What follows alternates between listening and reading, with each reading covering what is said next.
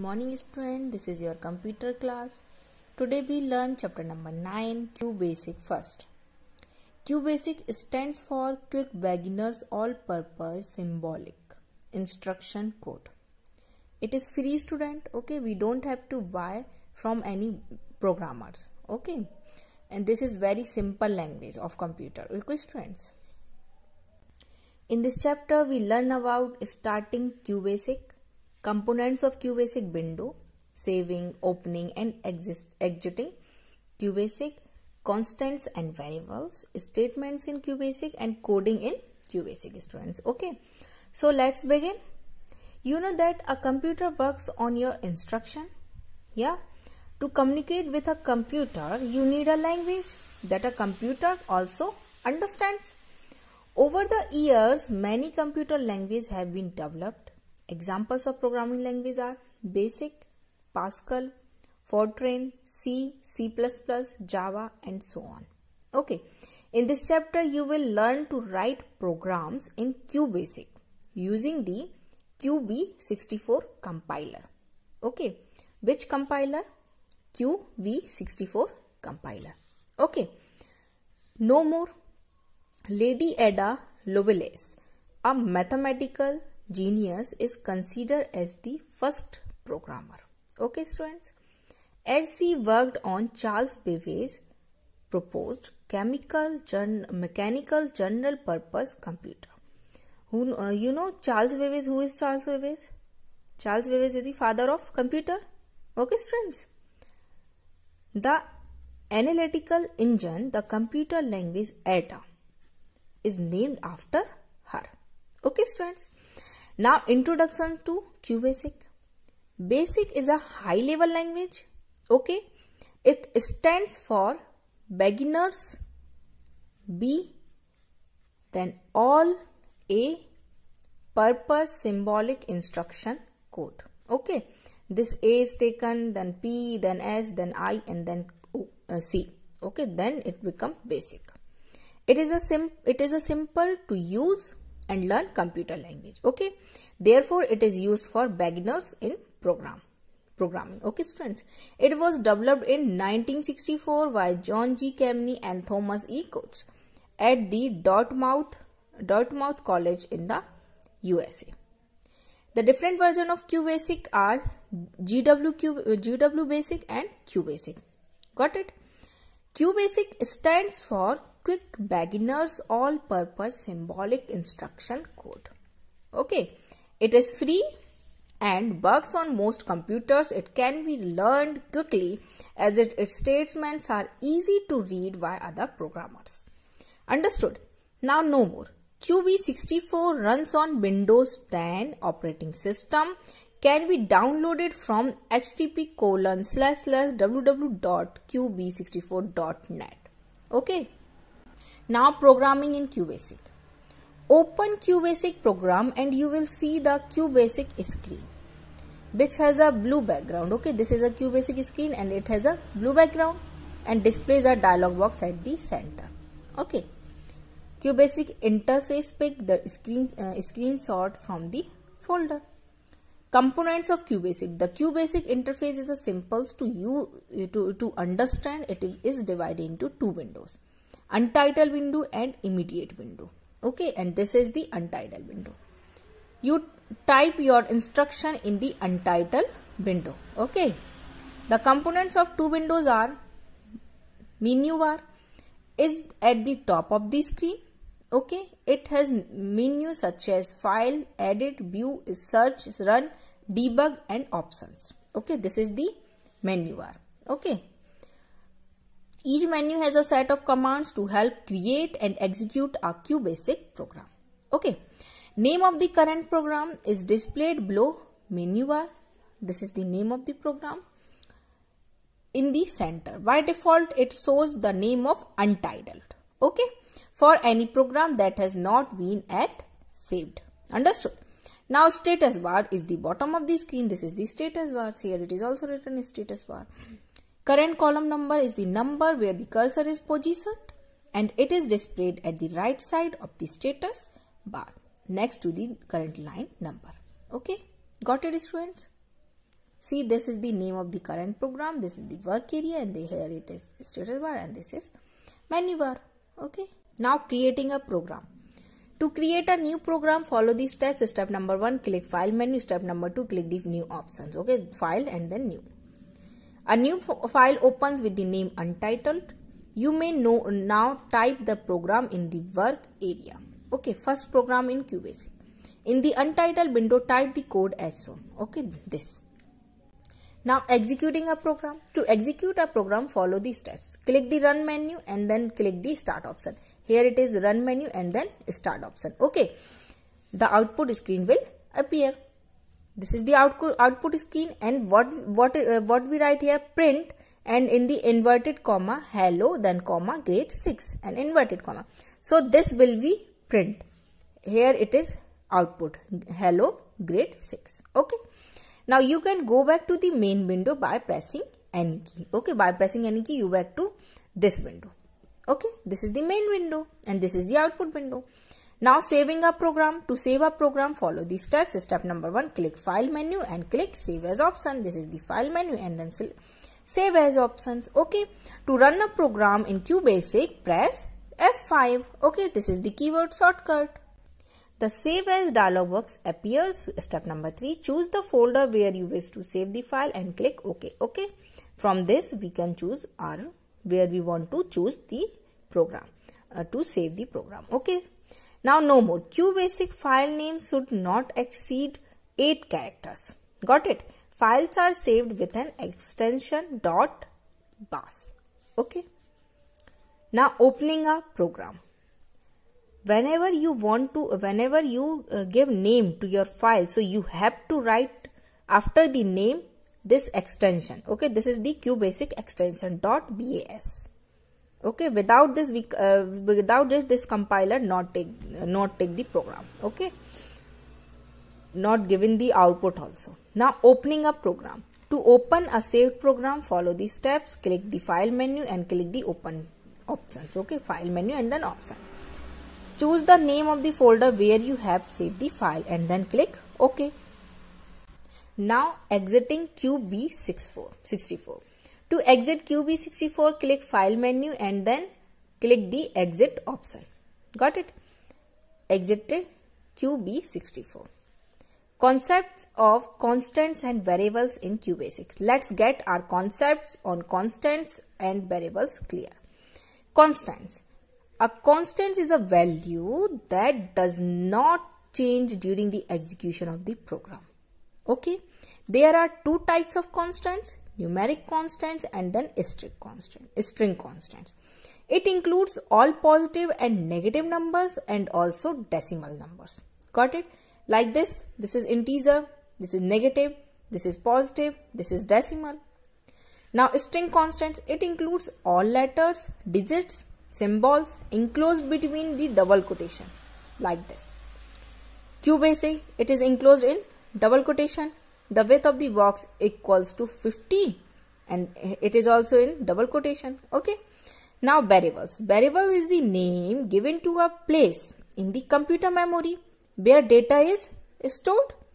It can be considered as a container that carries the value throughout the program. The value can change during the program execution. Got it? Variables are of two types. Numeric variable. It can store only numeric values like marks. Marks is an numeric. Address. Address is also in numeric. House number. Okay, students. Now string variable. It can store letters, digits and underscore. Example, name, and this is $sign and address and then $sign. Rules for naming a variable. While naming variable, we must follow certain rules. Variable name must not contain any special characters. Got it? Variable names can contain numbers also, but not at the starting position. It always starts with an English letter. Got it? The variable name cannot have any space in between. A string variable should have $sign at the last character like this. This is the string name and here it is $sign in the last. Got it? Now statement in QBasic, the text or the line that has an instruction for the computer is called a statement. CLS statement. CLS is used to clear the output screen. Got it? Is used to clear the output screen. It is written at the start of every program so that the output of the previous program is not shown. Got it? It is clear. Then after a new program output is shown. Now REM statement. REM stands for remarks. Adding comments or remarks in a program help to understand the code or any other important information about it. The REM remark command enables you to add comments to your program without the text being treated like an instruction. Got it? See, it is a good practice to use REM statement at the beginning of the program to explain about the program. Syntax, REM followed by comments. Now no more. Syntax is a set of rules that specify the grammar of the programming language. Got it? Now example, RAM program to compute area CLS. This command clear the screen. Okay. Now let statement. The let statement is used to assign a value to a variable. It is also known as assignment statement. Okay. Syntax is that this let variable equal to expression. Example, let n equal to 50. So this is we initialized. Okay, this we assigned at n equal to 50. Now let x equals to y plus z. This is also we assigned that x equal to y plus z. Let car then $sign BMW. Let j equal to j plus 1. In the example, let n equal to 50. N is a numeric value and the value 50 is assigned to n. Got it? In the example, let car $equal to BMW. Car $is the string variable. Okay. And the value BMW is assigned to it. However, note that the use of word let is optional and the above statements can be written as n equal to 50 and car $equal to BMW. Remember that a variable can have only one value at a time. If the value is assigned a new value, the old value is replaced by the new value. Got it? Now print statement. Print statement displays at the current text cursor location that the text is enclosed in quotes. Print statement can be used with comma or a semicolon to combine the message or values in a single print statement. Understood? Print command can be used in various ways. Program number 1. Print command displays the number. See, this we write firstly we CLS. This will clear the previous program output. Then we write print 6 and then underscore. So this is the output. We write print 6. So 6 will be printed and this is the output. Got it? Number 6 is displayed as output. See program number 2. Print command displays text within quotes directly. Here we written CLS, then print in inverted comma, I love reading books. So this will be output. Okay, I love reading books. This is the this all sentence is in quotation mark. So it is printed as it is. Okay, it is the output. Print command displays I love reading books as the output. Notice that a blank line is inserted when using the print statement alone. Notice here, if we write here print and this is the blank line, so here it also blank line is statement using. Okay, inserted. Now program number 3. Print command displays the value of the numeric value. See, we write here CLS, then print, then b equal to 69, then print b. So this 69 is initialized to b and this 69 is stored in b. So if we write here print b, so this whatever value is in b, so this will be printed 69. Got it? See program number 4. Print command displays the value of the string string variable. CLS print, then country, then $sign equal to inverted comma India. Print country $. Here it is print India. Print command displays the sum of the values of a mathematical problem.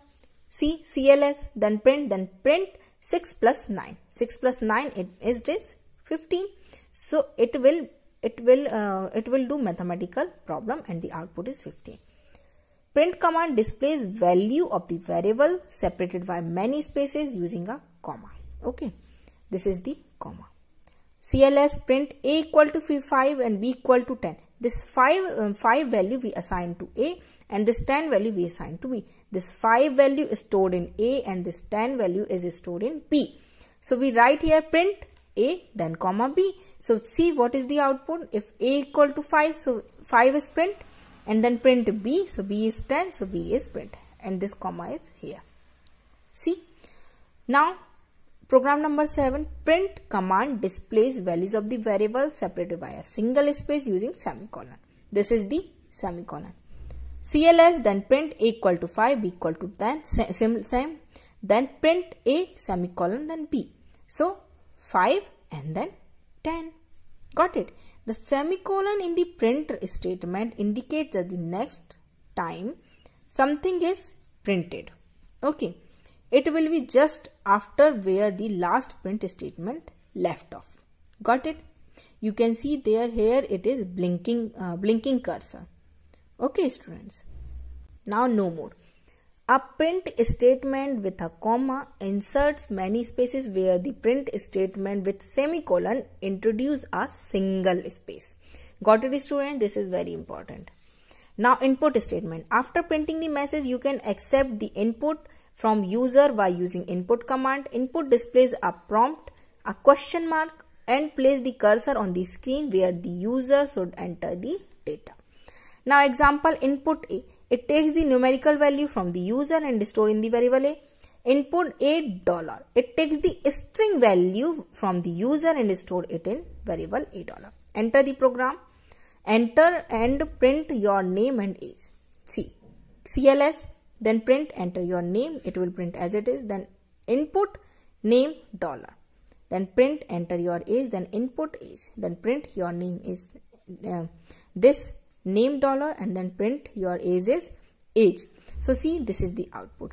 It will return as it is. We write here name $. So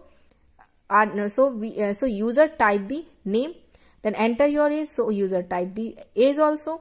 Then your name is Himani, and then your age is 23. Okay, see this inverted this colon is also there. Okay, this semicolon and this inverted comma is here, so this will print as it is and this will also print as it is.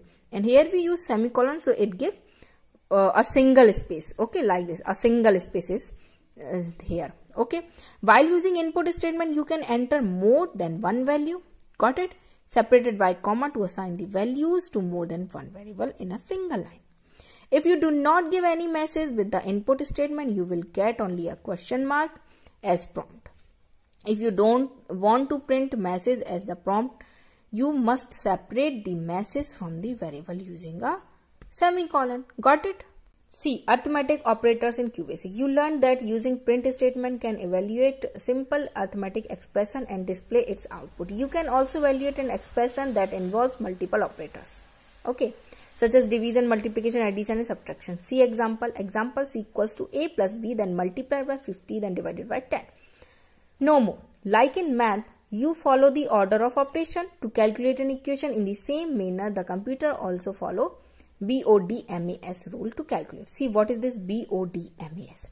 B, brackets first, okay, then O, orders, powers and square roots, then DM, first is division and multiplication, left to right. Okay, this is left to right. First is division and then multiplication we can do. Then add and subtraction, left to right. Add firstly, then subtract. Okay, students. You use arithmetic operators to perform mathematical calculation, arithmetic operation. This is addition, subtraction, multiplication, division and exponential. See, this is the exponential and this is the division. Then statements and then output. Print 20 plus 20, so it will give an output 40. Then 20 minus 20, so it will minus, then it will give 0. Then 20 multiplied by 20, it will give 400. Then 20 divided by 20, 21. And here this is the expression. Firstly, we use first bracket first. We solve bracket. And in the bracket, we use firstly plus minus. So we do firstly add. Then we adding these all threes. And then whatever is the answer. So that answer we can minus. Okay, then what is the answer? Whatever the answer, so we have to divide it by the 5. So answer is 3. So this is the output. Note that the plus operator is also used to join two strings. Example, G dollar equal to hello and then plus then grade 6. So it will join. A string variable G dollar will hold the value hello grade 6. Got it? See, let's practice. Write a program to find the volume of the box. CLS, print, input, enter the length and then enter the breadth and enter the height LVH, and then let volume equal to L multiplied by B multiplied by H. Then print the volume of box. Then this volume is here. Okay, then end. So this is the output. Enter the length, it will print as it is. Here the user gave 23. Then enter the breadth, user gave input 21. Then enter the height, user gave input 25. Then the volume of the box, it will multiply. This is the volume of the box 12075. Got it, student? Then write a program to find out the simple interest and the amount. So this is the formula of simple interest. Okay. Firstly CLS, then print, then here we write input equal to enter the principal and then inverted comma, then P. Here again input the rate, then input the time RT, and then P multiplied by T multiplied by R and then divided by 100. So this is the formula of SI, and then this is then amount equal to P into I. Got it? So then print the simple interest equal to I. This is the simple interest, and print the amount is A. So amount is also be printed. So see the output. Here this is written as it is. Okay. And here the user give the input 2400 and then again rate 2 and then time 12. So it will calculate simple interest 576 and it will calculate amount 2976. Got it? What is the value of P? So 2400 it will return here, then rate 2, then time 12. This all will be multiplied and divided by 100. So it come 576. Got it?